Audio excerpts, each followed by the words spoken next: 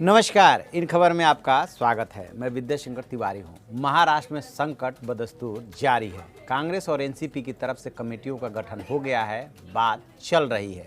उद्धव ठाकरे कांग्रेस की जो कमेटी गठित की गई है उन नेताओं से मिले हैं, अहमद पटेल से मिले हैं। मातोश्री के पिछले दरवाजे से जा कर के होटल में अहमद पटेल से मिले और उसके बाद उन्होंने कहा कि अब बातचीत सही दिशा में चल रही है। हालांकि ये बात अभी तक उन्होंने नहीं की है कि बीजेपी से बातचीत नहीं चल रही है या रिश्ते एकदम टूट गए हैं, यानी कि बातचीत उनकी भी दो तरफा चल रही है। यदि पवार साहब, शरद पवार एनसीपी के नेता डबल गेम कर रहे हैं तो शिवसेना भी दोनों तरफ कहीं ना कहीं बात कर रही है। बहरहाल अभी जो परिस्थितियां बन रही है उन परिस्थितियों में ऐसा लग रहा है कि कोई कॉमन मिनिमम प्रोग्राम बन जाएगा और बात बन जाएगी। खासतौर से जो 2.5 साल का सीएम एनसीपी और शिवसेना में चल रही थी, तनातनी इस बात को भी लेकर के थी, उस पे भी शायद समझौता हो जाए। लेकिन महाराष्ट्र की राजनीति में एक नए चेहरे का प्रवेश हुआ है और वो प्रवेश हुआ है मास्टर स्ट्रेटजिस्ट प्रशांत किशोर का। वो अचानक वहाँ पे प्रासंगिक हो गए हैं और उनको लेकर के चर्चा होने लगी है। सवाल उठ रहे हैं कि क्या शिवसेना की लुटिया मास्टर स्ट्रेटजिस्ट प्रशांत किशोर ने डुबोई? क्या उन्होंने ही ये सलाह दिया था? उन्होंने ही ये फार्मूला ईजाद किया था 50-50 का? किया था, नहीं किया था, नहीं पता। लेकिन अभी जो सवाल उठाया है वो प्रीति गांधी है, कांग्रेस महिला मोर्चा की सोशल मीडिया देखती हैं, सोशल मीडिया की इंचार्ज हैं।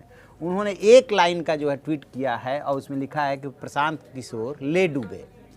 अभी प्रीति गांधी की बात चल ही रही थी कि इसी बीच में डॉक्टर अजय आलोक का भी इसी बीच में एंट्री होती है, जेडीयू के नेता हैं और उन्होंने जो है थोड़ा ज़्यादा लिखा। उन्होंने लिखा कि एक है मास्टर स्ट्रेटजिस्ट, पिछले कुछ दिनों से शिवसेना उनसे ज्ञान ले रही थी, नतीजा सब देख रहे हैं। अब महामहिम ने और समय नहीं दिया, लगता है इस पहलू पे मास्टर साहब ने ध्यान नहीं दिया होगा। नतीजा ना 3 में ना 13 में, कहते हैं ना गफलत में सब गए, माया मिली न राम, जय मातर साहब। तो अजय आलोक ने भी तंज कसा।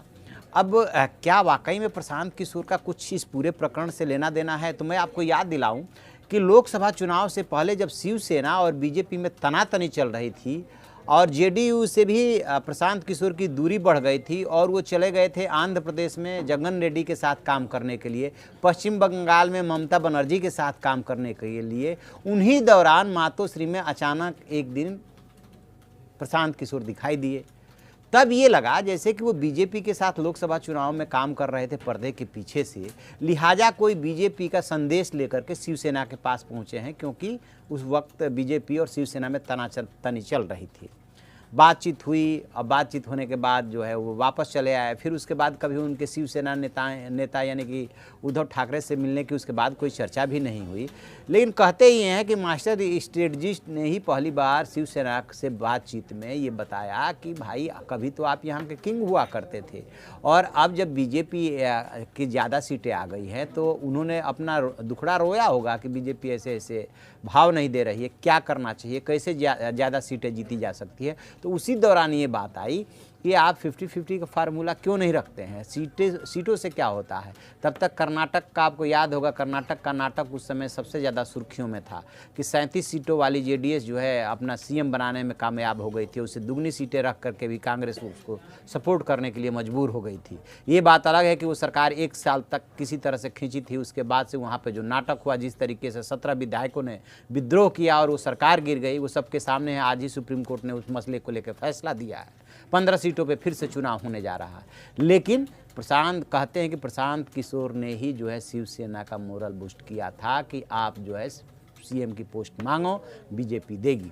अब शिवसेना को ऐसे लगा जैसे कि प्रशांत किशोर के रूप में ऐसा उन्हें देवदूत मिल गया है जो ये बता रहा है, जानकारी दे रहा है कि राम और रावण की लड़ाई में रावण के नाभि में कहाँ पे जो है अमृत है और कहाँ पे आपको तीर मारना है। लिहाजा शिवसेना ने जो है वो तीर चला दिया। अब तीर चला दिया तो उसे ये पता ही नहीं था कि यदि वह नाभि में जाकर के तीर नहीं लगेगा तो अमृत ना खत्म होगा ना रावण मरेगा। अब बीजेपी का वो समझ नहीं पाए कि पहले वाली तो बीजेपी अब है नहीं। बीजेपी को चलाने वाले जो इस समय उसके कर्णधार हैं वो इतना जल्दी झुकना अब नहीं जानते हैं, क्योंकि उनके पास सत्ता है, सत्य असत्ता का नशा है। वो ऐसा कैसे छोड़ देंगे?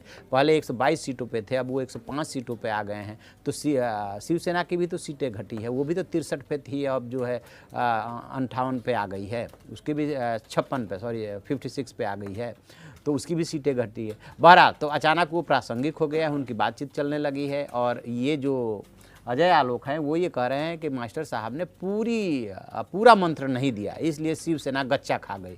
अब उसे समझ में नहीं आ रहा है कि अब इसमें से निकले तो कैसे निकले, क्योंकि जो बार्गेनिंग शिवसेना अभी तक बीजेपी के साथ कर रही थी वही बार्गेनिंग एनसीपी अब शिवसेना के साथ कर रही है। और इसमें बीच में यदि कोई लाचार सबसे ज़्यादा दिखाई दे रहा है तो वो है कांग्रेस के विधायकों को ऐसा लगा कि जैसे कि बहुत दिनों बाद अब सत्ता मिलने जा रहा है। 44 में से 39 जो है तैयार हो गए कि नहीं समर्थन देना है, सरकार के अंदर शामिल होना है।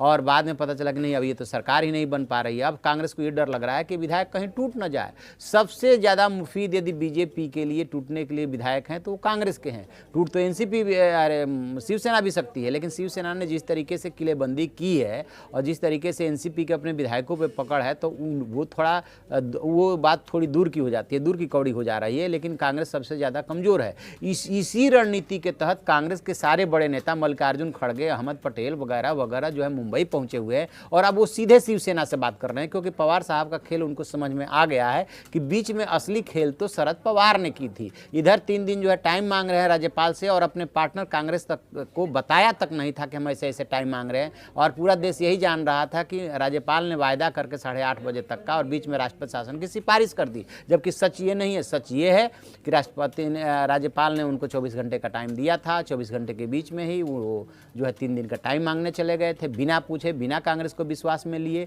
और पवार साहब डबल गेम कर रहे थे और अभी भी इस बात की गारंटी नहीं है कि वो डबल गेम नहीं कर रहे होंगे। उनकी बीजेपी नेताओं से बातचीत चल रही है।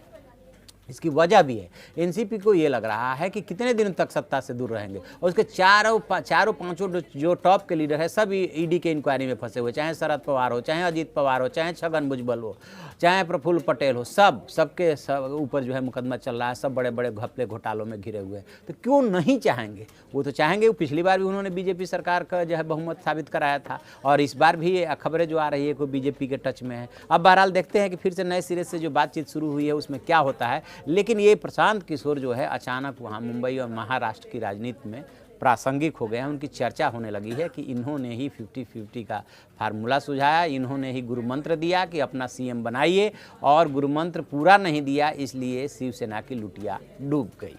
तो आप ऐसी खबरों के लिए देखते रहिए हमारा डिजिटल चैनल इन खबर। Thank you. इन खबर चैनल को सब्सक्राइब करें और बेल आइकन दबाना ना भूलें।